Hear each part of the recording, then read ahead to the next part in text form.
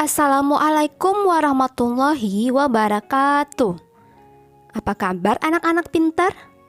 Bu Guru berharap kalian selalu dalam keadaan sehat dan baik dimanapun berada. Selamat datang kembali di channel Pendidikan Rida Official. Di video kali ini kita akan belajar materi kelas 4, tema 4 berbagai pekerjaan, subtema 2 pekerjaan di sekitarku. Pembelajaran pertama. Ayo kita simak bersama-sama ya.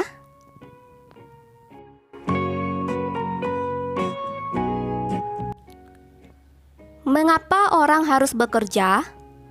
Apa manfaat yang diperoleh dari pekerjaan itu? Setiap orang memiliki tujuan saat bekerja. Banyak yang memiliki tujuan mulia saat memilih suatu pekerjaan. Pernahkah kamu bertemu dengan seseorang yang bekerja untuk kepentingan orang lain? Ayo kita baca cerita berikut ya. Pak Weli adalah kepala sekolah dasar Cemara di pelosok Kabupaten Grobogan, Jawa Tengah. Beliau lahir di Labuha, Maluku Utara. Di sekolah ini, muridnya juga berasal dari berbagai daerah. Pak Weli senang melihat murid-muridnya dapat belajar dan bermain bersama tanpa mempersoalkan asal-usul. Semua unik, baik sifat maupun kecerdasannya. Sudin adalah penduduk asli Grobogan. Ia seorang anak yang suka membaca, percaya diri, dan pandai berpidato. Pak Weli ingin Sudin memperoleh pengalaman berharga melalui lomba pidato yang sebentar lagi akan diadakan di tingkat nasional. Sambil berpikir bagaimana memperoleh dana, Pak Weli mendaftarkan Sudin sebagai peserta lomba. Ia melatih Sudin setiap hari. Semakin dekat ke hari lomba, Pak Weli risau. Andai saja gajinya cukup untuk mendanai Sudin ke kota, pikirnya. Hingga suatu sore terlintas ide di benaknya. Dipandangnya kebun pisang di belakang sekolah. Hampir semua pohon sudah berbuah dan siap panen. Esok paginya ia mengumpulkan guru, penjaga sekolah, serta murid kelas 4, 5, dan 6. Mereka bergotong royong memanen pisang. Kemudian pada hari Senin pagi, ia mengundang pejabat setempat untuk hadir pada upacara bendera. Bapak Lurah, Kepala Dinas Pendidikan, serta Ketua RW dan Ketua RT dimintanya datang. Apa yang direncanakan Pak Weli? Rupanya Pak Weli ingin menyelenggarakan lelang pisang di sekolah. Murid kelas 4, 5, dan 6 sudah dilatihnya untuk menjadi petugas lelang. Siapa calon pembelinya? Para bapak dan ibu pejabat daerah yang diundangnya. Sebelum lelang dimulai, ia sampaikan bahwa dana hasil lelang akan digunakan untuk mengirim Sudin mengikuti lomba pidato di kota. Para pejabat kagum dan terharu menyaksikan usaha Pak Weli, sang kepala sekolah dari timur negeri. Tekad serta usaha mendukung kemajuan muridnya sungguh menyentuh hati. Dalam sekejap, pisang habis dilelang. Dana yang terkumpul lebih dari cukup untuk memberangkatkan Sudin. Didampingi Pak Seto, guru kelasnya, Sudin pun berangkat ke kota. Sudin berhasil mempersembahkan piala juara pertama lomba pidato untuk sekolahnya. Tak sia-sia usaha Pak Weli dan seluruh warga sekolah. Anak-anak, sekarang mari kita jawab pertanyaan-pertanyaan berikut. Pertanyaan pertama, sebutkan tokoh-tokoh yang ada di dalam cerita. Ayo, siapa yang tahu siapa saja tokoh-tokoh yang ada dalam cerita tersebut? Benar sekali. Tokoh yang ada di dalam cerita yaitu Pak Weli, Sudin, Bapak Lurah, Kepala Dinas Pendidikan, serta Ketua RW dan Ketua RT. Pertanyaan kedua, apa yang diharapkan oleh Bapak Weli? Nah, Pak Weli ingin Sudin memperoleh pengalaman berharga melalui lomba pidato yang sebentar lagi akan diadakan di tingkat nasional.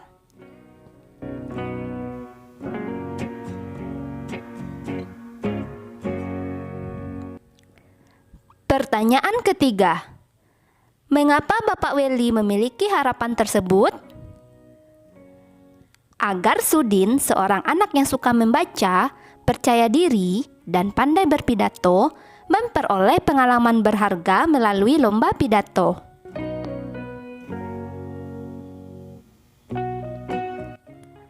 Pertanyaan keempat, apa yang dilakukan oleh Bapak Weli dan siswa di sekolahnya?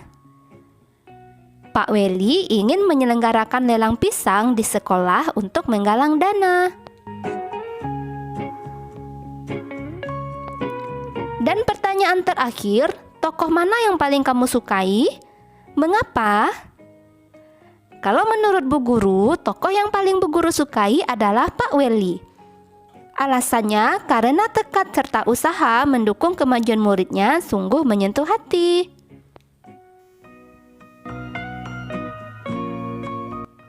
Pekerjaan ayahku adalah seorang nelayan. Aku sangat bangga dengan ayahku.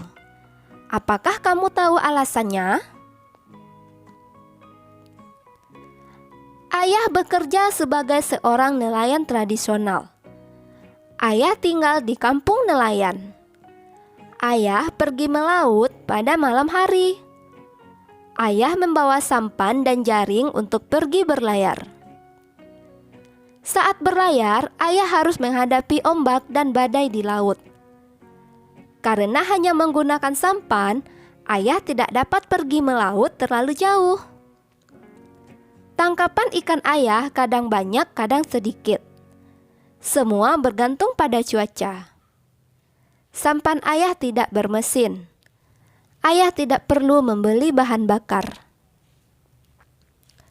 Aku mendengar sekarang ada nelayan yang modern.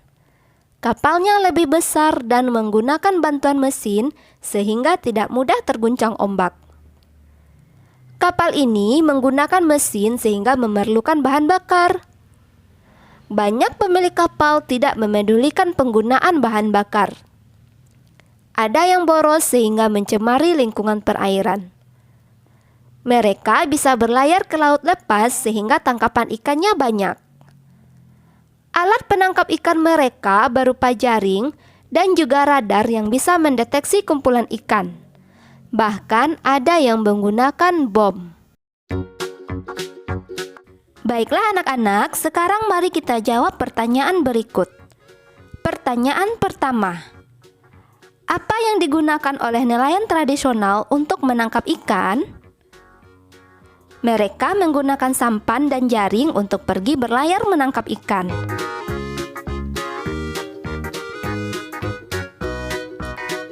Pertanyaan kedua, apa yang digunakan oleh nelayan modern untuk menangkap ikan?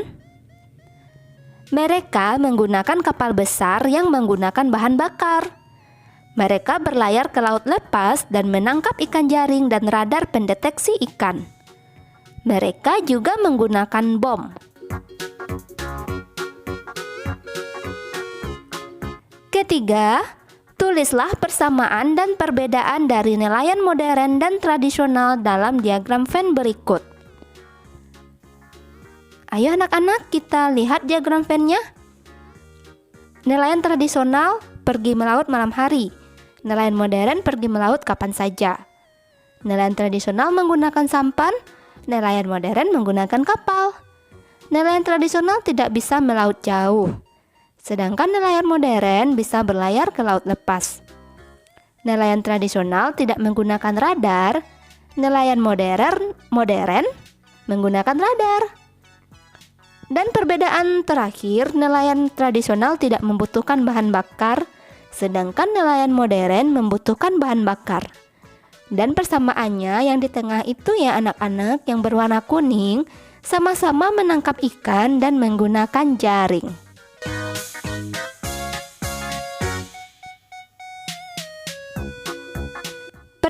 keempat, menurutmu apa yang akan terjadi dengan laut jika semua nelayan menggunakan perahu besar dan perlengkapan modern?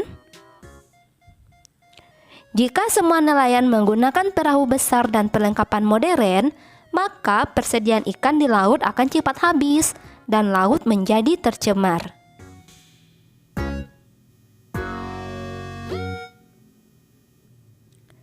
Pertanyaan kelima, bagaimana seharusnya para nelayan mencari ikan supaya kelestarian ekosistem tetap terjaga? Sebaiknya nelayan menangkap ikan tidak menggunakan bom, racun, dan pukat harimau, tetapi menggunakan alat-alat penangkap ikan yang ramah lingkungan. Anak-anak, ayo perhatikan gambar berikut. Pertama ada gambar bom ikan, dan yang kedua ada gambar pukat harimau. Kita cukup sedih melihat sekarang ini banyak yang menangkap ikan dengan pukat harimau dan bahan peledak. Pukat harimau adalah jaring sangat besar sehingga semua makhluk hidup laut dapat terjaring. Sedangkan bom ikan adalah cara penangkapan ikan dengan bahan peledak.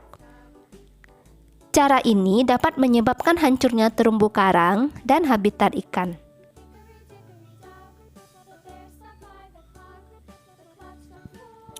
Lalu apa sih akibat buruk yang akan terjadi jika pengambilan ikan menggunakan cara di atas? Akibat buruk yang ditimbulkan penggunaan bom dan pukat harimau adalah menyebabkan hancurnya terumbu karang yang menjadi habitat ikan. Penggunaan pukat harimau menyebabkan ikan-ikan kecil ikut terjaring, sehingga kelangsungan hidup ikan terancam.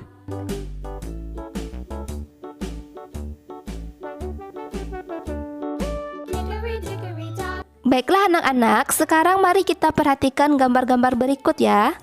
Itu adalah gambar-gambar yang saling berhubungan. Ini merupakan sebuah kegiatan ekonomi. Nah, jenis kegiatan ekonomi pada gambar tersebut adalah perdagangan, khususnya perdagangan ikan. Jenis barang yang dijual belikan adalah ikan. Jenis pekerjaan yang terlibat pada kegiatan tersebut ada nelayan, pedagang ikan, dan pengangkut barang. Hasil dari setiap pekerjaannya, nelayan menghasilkan ikan dengan cara menangkap ikan. Artinya nelayan menghasilkan barang. Pedagang ikan memperoleh untung dari penjualan ikan. Ini merupakan jenis pekerjaan jasa. Tukang angkut barang mendapat upah pengangkutan. Ini juga jasa. Penjual ikan memperoleh keuntungan dari hasil penjualannya. Ini juga merupakan jenis pekerjaan jasa. Apa sih bedanya pekerjaan yang menghasilkan barang dan jasa? Pekerjaan yang menghasilkan barang. Pekerjaan yang menghasilkan barang adalah pekerjaan yang menghasilkan sesuatu barang yang bisa digunakan oleh orang lain. Misalnya penjual makanan, petani, nelayan, peternak, dan juga lain-lain. Sedangkan pekerjaan yang menghasilkan jasa adalah suatu pekerjaan yang pelayanannya bisa dinikmati oleh orang lain. Pekerjaan ini tidak menghasilkan barang, misalnya guru, petugas kebersihan, dokter, tukang cukur rambut, polisi, dan lain-lain. Sampai di sini paham ya anak-anak? Baiklah anak-anak semuanya, demikianlah pembelajaran kita hari ini. Sampai bertemu di video selanjutnya. Assalamualaikum warahmatullahi wabarakatuh.